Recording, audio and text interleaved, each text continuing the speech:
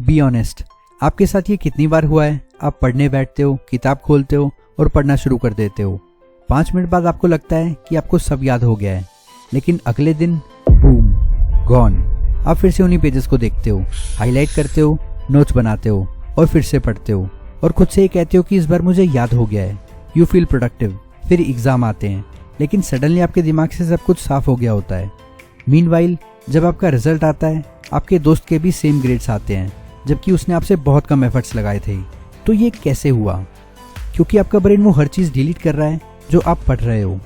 Not because it hates you, but because brain को लगता है कि ये यूजलेस इन्फॉर्मेशन है। Your memory isn't broken, but your method is. और अगर आप इसे फिक्स नहीं करते हो तो आपके घंटों वेस्ट करने के बाद भी आपको कुछ याद नहीं रहेगा। लेकिन अगर आप इसे फिक्स कर देते हो तो आपके आधे एफर्ट्स में आपको दुगना याद हो सकता है। Here is how to hack your brain into never forgetting again. आज तक आपको ये बताया गया है कि रिपीटेशंस मतलब लर्निंग, यानी जितना बार बार रिपीट करोगे उतना ही अच्छा आपको याद होगा। 1 बार पढ़ो, भूल जाओगे। 2 बार पढ़ो, शायद याद रहे। 10 बार पढ़ो, अब आपको याद हो जाएगा। रॉन्ग। हमारा दिमाग ऐसे फंक्शन नहीं करता।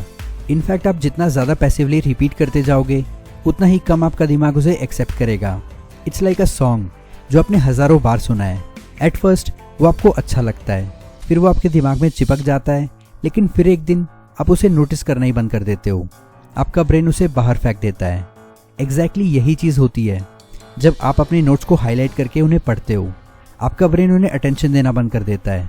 आपको ऐसा लगता है आप याद कर रहे हो, एक्चुअल में आप बस उन नोट्स के साथ कंफर्टेबल हो रहे होते हो। And that's a trap. It's called the fluency illusion.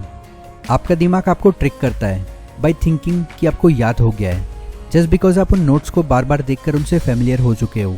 कभी भी आपने किसी बुक का एक पेज पढ़ा हो और खुद से कहा हो ये तो मुझे याद हो चुका है, और फिर जब आप बुक क्लोज करके एक छोटा सा ब्रेक लेकर वापस आते हो और उस पेज को याद करने की कोशिश करते हो, एंड इट्स गॉन। जो पेज आपको कुछ समय पहले तक याद था वो आपके दिमाग से जा चुका है।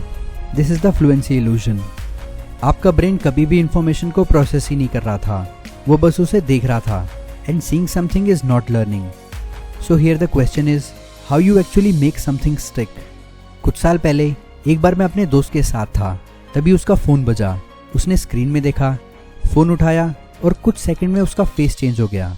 वो एकदम से खड़ा हुआ और चिल्लाया, एनवापा पीसी। हम सब ने उसकी तरफ देखा और कहा, अबे तू पागल तो नहीं हो गया है? फिर उसने बताया कि उसके फादर पुलिस एग्जाम में पास हो गए थे और शौक में वो कुछ बड़बड़ाते हुए कह रहा था, माई वापा dad became a PC police constable. ये सुन के हम सब हंसने लगे, लेकिन उस टाइम कुछ अजीब सा मेरे दिमाग में हुआ, because I accidentally memorised all 8 parts of speech. ये जब हुआ था जब मैं स्कूल में था, करीब 9-10 साल का, लेकिन आज भी ये मेरे दिमाग में चिपका हुआ है और शायद मैं इसे भूलूंगा भी नहीं। Not because I repeated it and not because I wrote it 100 times, but because my brain tied it to a real life moment. It was unexpected, it was emotional, it was real, and that's the secret. आपका brain facts को याद नहीं रखता है, ये याद रखता है एक्सपीरियंसेस को। अगर आप कॉलेज पास आउट कर चुके हो तो चलो कोई स्कूल में सीखा हुआ मैथ्स फार्मूला याद करने की कोशिश करो। Nothing, right? अब ये याद करने की कोशिश करो जब पहली बार आपकी पब्लिकली बेइज्जती हुई थी सबके सामने। Boom, crystal clear, isn't it? क्योंकि आपका ब्रेन एक्सपीरियंसेस को स्टोर करता है, रैंडम फैक्ट्स को नहीं। आप जो भी पढ़ रहे होते हो उसे एक स्टोरी से रिलेट करो, या किसी स्पेशल मोमेंट से, या फिर एक स्ट्रॉन्ग इमोशन से। और अगर आप ऐसा करते हो तो आपका ब्रेन आप जो भी पढ़ते हो उसे हमेशा याद रखेगा। एक दिन बारिश हो रही थी। उस टाइम मैं करीब 13 साल का होऊंगा। मैं और मेरा दोस्त स्कूल से अपने घर जा रहे थे। तभी वो एक बड़ी सी कीचड़ वाली जगह के सामने रुक गया और कहा शॉर्टकट, जो कि उस कीचड़ से होते हुए जा रहा था। मैंने उसे एक लुक दिया और कहा बैड आइडिया डूड, लेकिन वो नहीं माना। और उसके बाद obviously he stepped in, big mistake. जैसे ही उसके पैर ने कीचड़ को छुआ वो उसमें गिर गया, फिर बाहर निकलने की कोशिश करने लगा एंड ही कुडंट। उसने और जोर लगाया, still stuck. Then came the panic, bro help me. मैं उस कीचड़ में घुस गया और उसे बाहर निकालने की कोशिश करने लगा, लेकिन टर्न्ड आउट वो एक दलदल जैसा कीचड़ था। तभी वहाँ खड़े हुए दोस्तों ने हमारी हेल्प की। एक सेकंड के लिए तो ये इम्पॉसिबल लग रहा था, और फिर कुछ और ताकत लगाने के बाद वो बाहर अपने मुंह के बल आके गिरा। उसे देखकर हम सब पागलों की तरह हंसने लगे, लेकिन मुझे एक अजीब सी रियलाइजेशन हुई, and this was Ohm's law. He was voltage V, the energy that was trying to move forward. I was current I, the force pushing him from behind. The mud, that was resistance R, the thing slowing him down. And suddenly, V is equal to IR wasn't just a formula anymore. It was real. मुझे कुछ महसूस हुआ. आज भी जब मैं कोई वैसा कीचड़ देखता हूँ तो मुझे ओम्स लॉ की याद आ जाती है. मुझे रियलाइज़ हुआ real experience is equal to lasting memory. ज़्यादातर लोग किसी भी चीज़ को पैसिवली याद करते हैं, इसलिए वो उसे भूल जाते हैं. Instead follow this 4 step active memory loop. First, test before you learn.